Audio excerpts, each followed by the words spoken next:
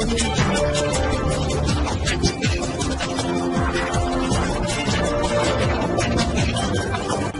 भारत, केवल खबरें और कुछ नहीं। नमस्कार, मैं हूँ अंजलि। आरती भारत में आपका स्वागत करती हूँ। तो चलिए चलते हैं आज की किसी मुख्य खबर की ओर। मधुपुर शहर के 52 बीघा स्थित मंगलम रिजॉर्ट में भाजपा के पूर्व मंत्री व चंदन कियारी विधायक अमर बाउरी ने किया प्रेस कॉन्फ्रेंस। उन्होंने कहा कि जनता की आवाज है भाजपा। देश में भाजपा के प्रति आम गरीब लोगों का विश्वास बढ़ा है। मधुपुर से इम्तियाज अंसारी की रिपोर्ट। बाबा बैद्यनाथ की पावन नगरी में मधुपुर इस ऐतिहासिक शहर जो श्यामा प्रसाद मुखर्जी जी की भी भूमि रही है, कर्म भूमि रही है, जन इसको नमन करते हुए आप सबका अभिनंदन करते हैं। आप सबको मालूम है बाई इलेक्शन है, उपचुनाव है और उपचुनाव 17 तारीख को मधुपुर के इस धरती पर होना है।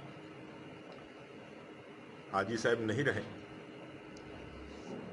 झारखंड मुक्ति मोर्चा ने उनके पुत्र को प्रत्याशी बनाया है। सिर्फ एक योग्यता कि वो हाजी साहब के पुत्र हैं, इसलिए उन्हें प्रत्याशी बनाया है। लेकिन झारखंड के अंदर एक दूसरा प्रयोग झारखंड की राजनीति में है। जब किसी जनप्रतिनिधि को कोई वैधानिक पद दे करके जो विशेषाधिकार होता है मुख्यमंत्री का, 6 महीने तक किसी को भी वैधानिक पद दे सकते हैं, उसके बाद निर्वाचित होकर के उनको उसको कंटिन्यू करना होता है। ऐसा प्रयोग किया जा रहा है। तमाड़ में यह प्रयोग विफल साबित हुआ था और ये प्रयोग झारखंड मुक्ति मोर्चा की ओर से ही हुआ था। आदरणीय गुरु जी को वहाँ मुख्यमंत्री होते हुए चुनाव में जाना पड़ा था और आप सबको मालूम है एक अननोन राजा पीटर जैसे नए राजनीति के मोहरे ने शतरंज के सबसे बड़े बादशाह को मात दी थी। फिर से इतिहास दोहराने का प्रयास, प्रयोग करने का प्रयास मधुपुर की धरती पर किया गया है। एक प्रयोग है। अगर 12 मंत्री पद हैं, 11 मंत्री से काम चला रहे हैं, एक मंत्री यदि खाली भी रहता है, 10 मंत्री ऐसे भी कोई काम हेमंत सोरेन की सरकार कोई कर नहीं रही है और जिता करके उसके बाद मंत्री पद से सुशोभित करते तो उनका कॉन्फिडेंस दिखता।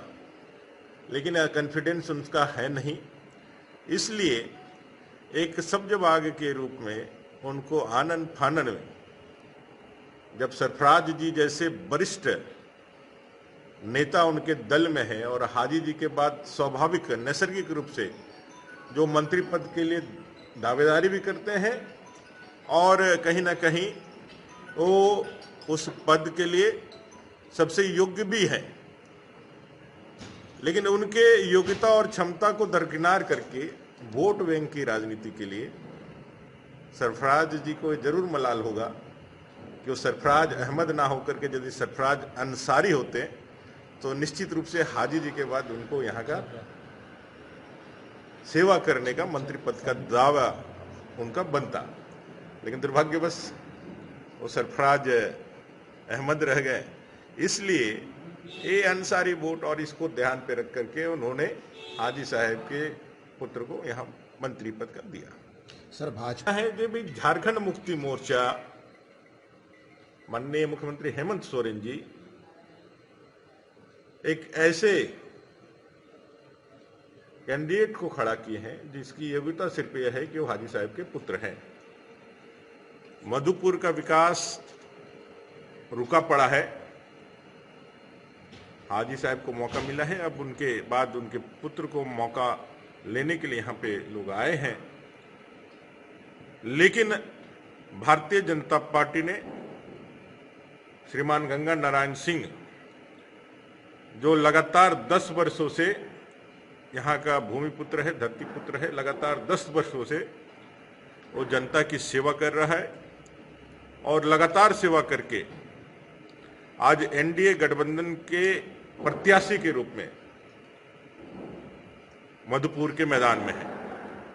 और जिस तरह से इस सरकार की फेल्योर है, कांग्रेस, झारखंड मुक्ति मोर्चा, आरजेडी गठबंधन की सरकार का फेल्योर जिस तरह से है, पूरा मधुपुर विधानसभा आज परिवर्तन के मूड में है। जो है भारतीय जनता पार्टी जो है वो अपने घोड़े को मैदान में उतारी है। मैदान में उतारने से पहले उसको आप जो है ना सेहरा नहीं पहना है, अब जनता को सेहरा पहनाना है। जनता सेहरा पहनाएगी। हमारे प्रत्याशी है वो आज भारतीय जनता पार्टी के प्रत्याशी है। भारतीय जनता पार्टी के वरिष्ठ और संसदीय कमेटी ने यह निर्णय लिया है कि इस बार के इस चुनाव में हम इनको लड़ाएंगे। पार्टी ने निर्णय लिया है, हम सब लोग पार्टी के निर्णय के साथ हैं और भारतीय जनता पार्टी के एक एक कार्यकर्ता कमल के निशान के साथ अपने आप को खड़ा रखता है और खड़ा पाता है और उसके साथ आगे बढ़ता है। भारतीय जनता पार्टी विश्व की सबसे बड़ी पार्टी इसी कारण से है क्योंकि इस पार्टी में लगातार, अगर 80 के बाद आप देखेंगे, 6 अप्रैल को हमारा स्थापना दिवस है, आज से 5 दिन के बाद 2 से हमारा सफर चालू प्रारंभ हुआ था। हम 304 के पार चले गए हैं। पूर्ण बहुमत की सरकार मानी जाती है कि भाजपा मेरे तक पहुंचे हैं।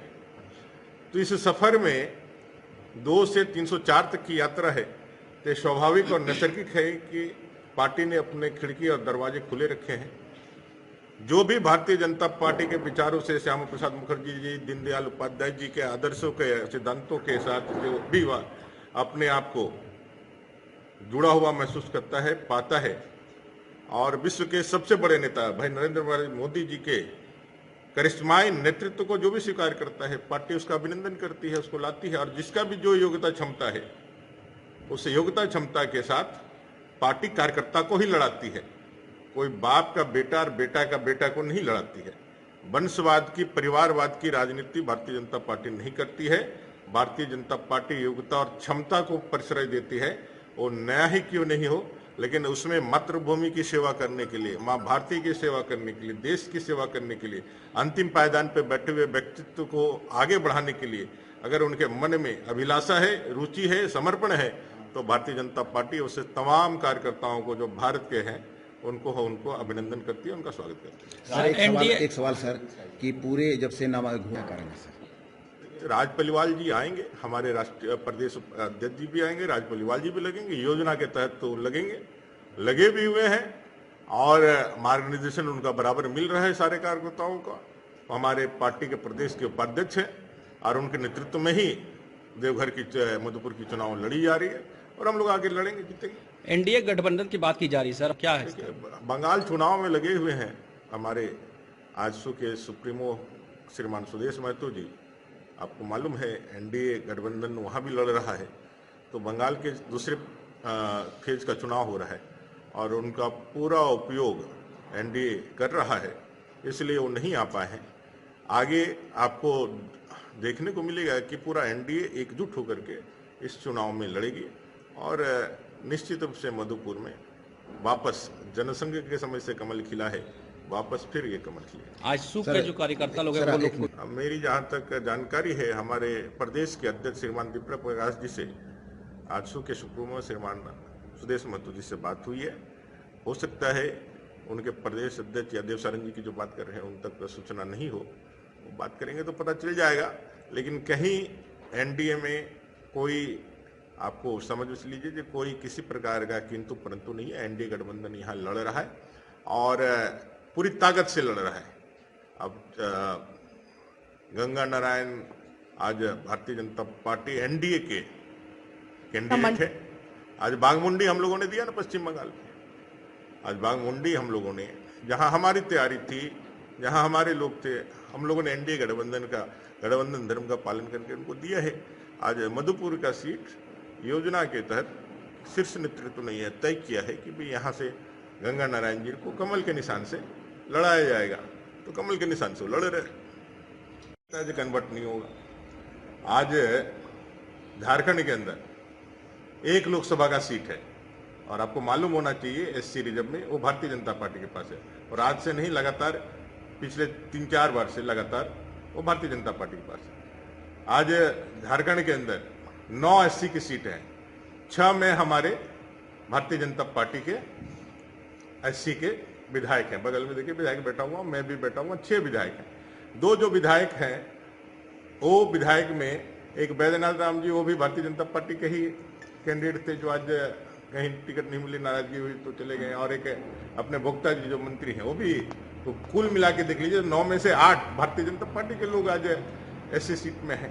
पूरे भारतवर्ष में लगभग 10% जो हमारा वोटर है एससी का, उसका कन्वर्जन आज बीजेपी से हुआ है। और जब जब एससी जिसके साथ जुड़ा है उसकी सरकार केंद्र में बनी है। पहले कांग्रेस के साथ था, कांग्रेस की सरकार जात थी, आज भारतीय जनता पार्टी के साथ जुड़ी है, आज भारतीय जनता पार्टी की सरकार है, मोदी जी की सरकार है। और क्यों नहीं जुड़े? अंतिम पायदान पे बैठने वाला व्यक्ति कौन होता है? एससी, एसटी, ओबीसी, ऐसे ही गरीब लोग होते हैं ना। आज उनको 2 कमरों का पक्का आवास, उनको 1 रुपये किलो चावल की व्यवस्था, उनको गैस का कनेक्शन, उनको शौचालय का निर्माण, उसको इलाज के लिए आयुष्मान की योजना, आज ये सारे काम दे करके आज सबसे ज्यादा जिनको जरूरत थी आजादी के 70 साल के बाद उनको खड़ा करने का काम आज भारतीय जनता पार्टी ने किया है। आज आंबेडकर जी को भारत रत्न नहीं दिया, बाबा साहेब आंबेडकर को तो माने कि नोटिस भी नहीं किया। इवन क्या, जब बाबा साहेब आंबेडकर जी पहली बार चुनाव लड़ने और लड़ाने का अधिकार बाबा साहेब ने संविधान के माध्यम से दिया, तो उससे आंबेडकर जी के खिलाफ में नेहरू जी प्रचार करने को गए और कांग्रेस ने उनको जीतने नहीं दिया, हरा दिया। जब उनका महापरिनिर्वाण हुआ, जब वो शरीर त्यागे, तो सभी लोग जितने भी उनके अनुयायी थे, फॉलोअर थे, उनकी इच्छा थी कि उनका भी जो स्मारक है वो बनना चाहिए। कहां? दिल्ली के अंदर में। लेकिन इन कांग्रेसियों ने उनको दिल्ली के अंदर 2 गज जमीन भी नहीं दी दफनाने के लिए, उनको नागपुर ला करके उनको दफनाने का काम करना पड़ा। आप कहते हैं क्यों उनको? आज भारतीय जनता पार्टी ने बाबा साहेब आंबेडकर जी को, अटल जी आए तब जाकर के भारत रत्न का अलंकार उनको मिला। और उससे पहले कांग्रेसियों ने सभी लोगों को दे दिया, अपने अपने घर के जो भी चाटुकार हो, जिसको करते। लेकिन बाबा साहेब आंबेडकर को अपने अंदर जब भारतीय जनता पार्टी में अटल जी आए तब दिया गया। आज बाबा साहेब आंबेडकर को आज पूरे विश्व के अंदर स्थापित करने का काम भारतीय जनता पार्टी करती है। भारतीय जनता पार्टी विश्व की सबसे बड़ी पार्टी अपने राष्ट्रीय कैलेंडर के 6 कार्यक्रम वार्षिक करती है, जिसमें एक कार्यक्रम बाबा साहेब आंबेडकर जी की जन्म जयंती होती है 14 अप्रैल को। कौन दूसरी पार्टियां ये सारे काम करती है? आज दलितों का सबसे ज्यादा सम्मान और उनके उत्थान का अगर किसी ने काम किया है आजादी के बाद तो भारतीय जनता पार्टी ने किया है। देश का प्रथम नागरिक राष्ट्रपति आज रामनाथ कोविंद जी आज भारतीय जनता पार्टी ने बना करके आज इस वर्ग को सम्मान दिया है, हम सबको सम्मान दिया। और इसलिए पूरा भारतीय जनता पार्टी के साथ ऐसे कार्यकर्ता मोर्चा के लोग सारे लोग हैं और सभी लोग आज उनमें जुट गए हैं, कन्वर्ट हो रहे हैं। एक कुछ आंकड़े हैं जो इस भ्रम को तोड़ते हैं कि भारतीय जनता पार्टी के साथ एससी लोगों का संपर्क नहीं है। आज एससी है तभी भारतीय जनता पार्टी जो है आज केंद्र की सत्ता में भी है और आगे भी रहेगा। दमदार निर्माण का भरोसा लाल स्टील टीएमटी बार्स, हर निर्माण के लिए उपयोग लाल स्टील टीएमटी बार्स, रिश्ता मजबूती का।